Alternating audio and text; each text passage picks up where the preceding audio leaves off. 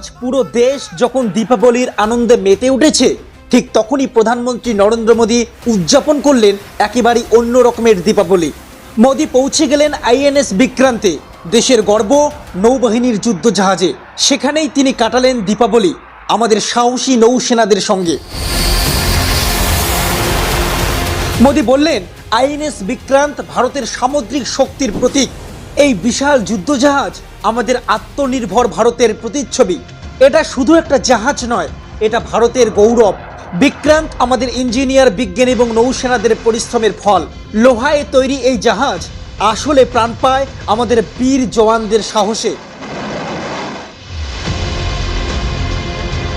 মোদী বললেন, প্রযুক্তি যতই উন্নত হোক, শক্তি আসে কিন্তু দেশের সৈনিকদের নিষ্ঠা থেকে। সমুদ্রের বুকে সূর্যের আলো যেমন দীপাবলির দ্বীপ জ্বালে, ঠিক তেমনি বিক্রান্ত জ্বালায় ভারতের গর্বের আলো।